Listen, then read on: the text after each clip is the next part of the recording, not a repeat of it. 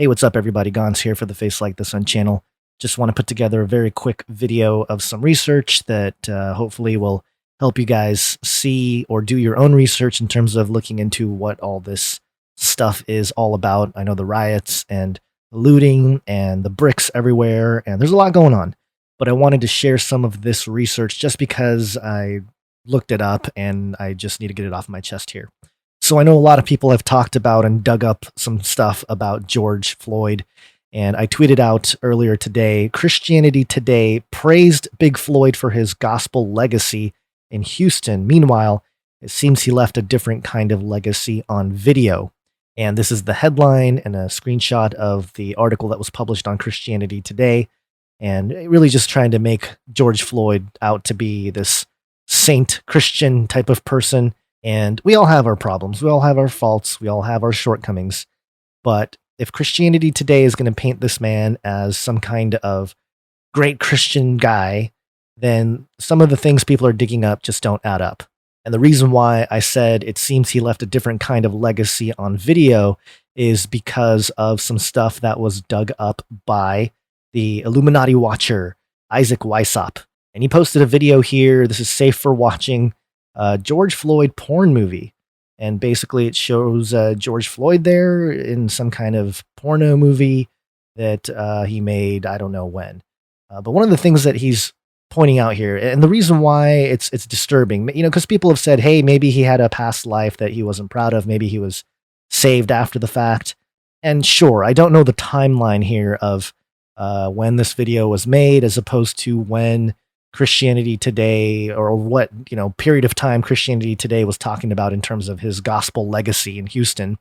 But one of the things that I wanted to point out was that he is called Big Floyd here in the article. And if you go watch this video that Isaac Weishaupt dug up, he calls himself Big Floyd in this porno video as well. So, I mean, you know, whatever. It's the same guy. And you see this shirt here, it has the YRT, and I believe it stands for Young Risk Takers. And, you know, Isaac does a good job of pointing out some of the symbolism on the shirt here and some of the coincidences and things like that.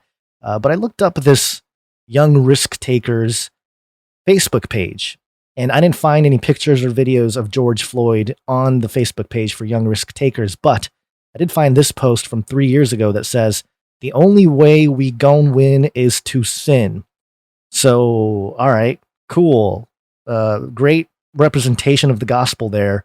I don't know, maybe Christianity Today isn't doing their research, which is not surprising whatsoever.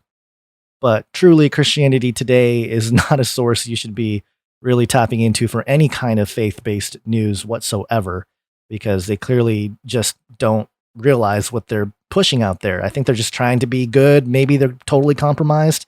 I know you guys got your opinions out there, but it really shouldn't surprise anybody. And furthermore, if you go into this tweet here, this is from Larry Johnson. I know he's a former football player, and you know, some people have pointed out his sort of symbolism on the field. But he tweeted out, "Just like Trayvon Martin, y'all rioting and looting over another Freemason sacrifice to bring you closer to dying in the street. Enjoy, though."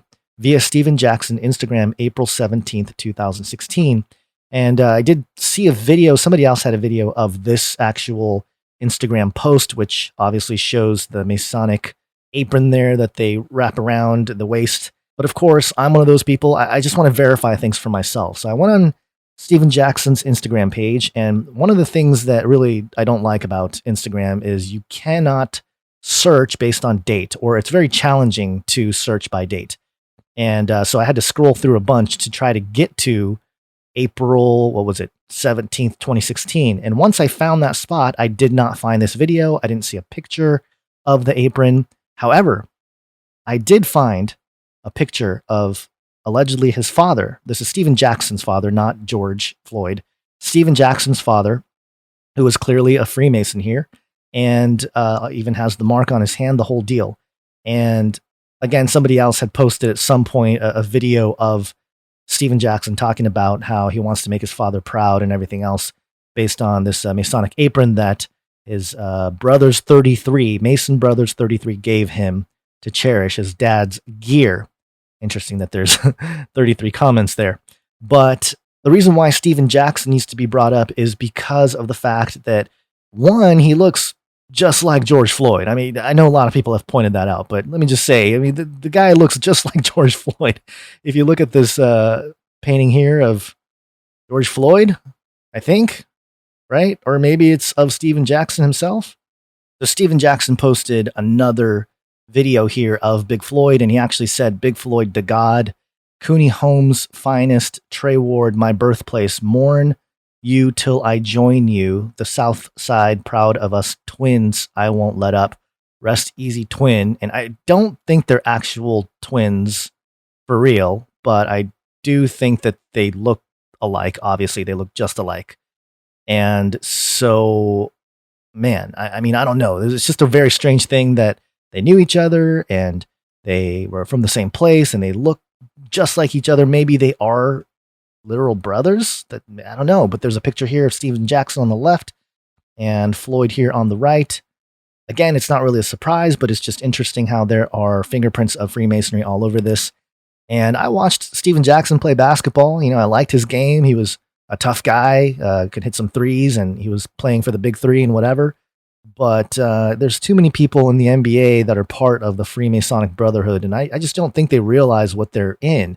And a lot of them, you know, based on their family lineage or whatever, get sucked into it. And so, you know, my point here is not to call all these people evil, because clearly I think that these people mean well.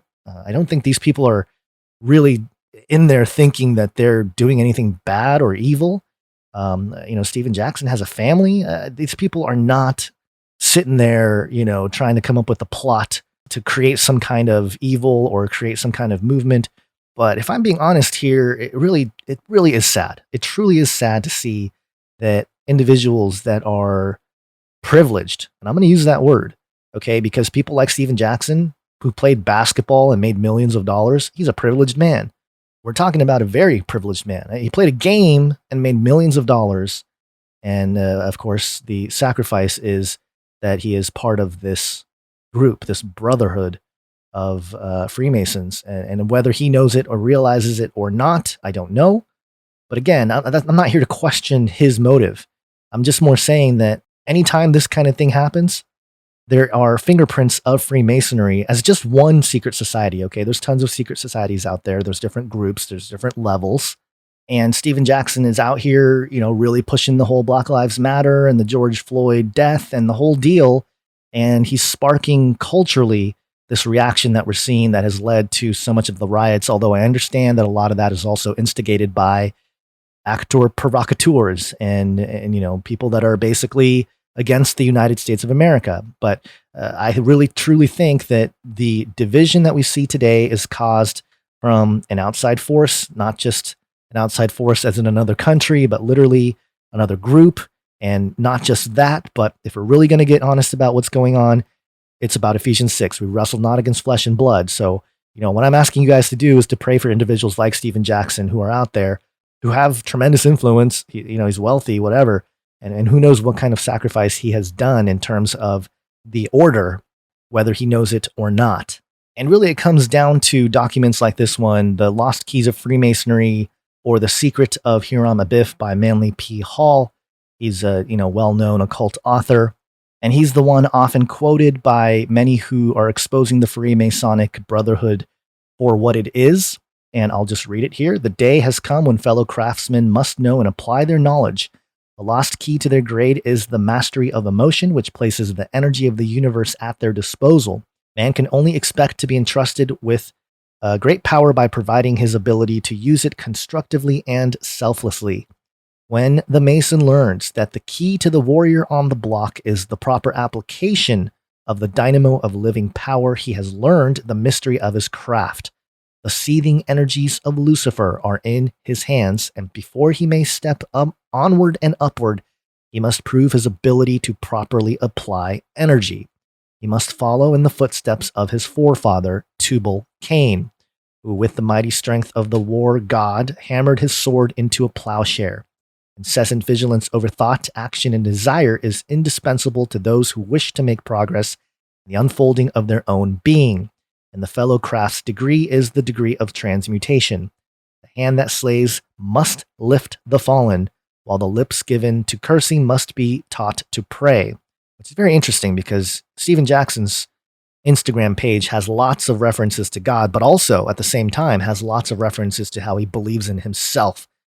The heart that hates must learn the mystery of compassion as the result of the deeper and more perfect understanding of man's relation to his brother.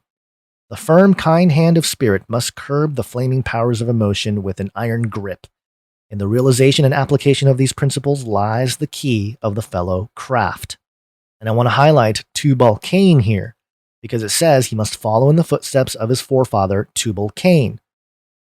And of course, if we go to Genesis 4, very clear, the line of Cain and Zillah gave birth to Tubal-Cain, a forger of every implement of bronze and iron, and the sister of Tubal-Cain was Naamah. Now, in the occult world, I've covered this in past videos, Naamah is considered the charmer, mother of divination, my darling. Naamah, ancient and mysterious spirit, is a sometimes ally, sometimes rival, sometimes traveling companion of Lilith. Like Lilith, she takes many forms. Naamah is a demon, an angel, albeit of prostitution, and a primordial goddess.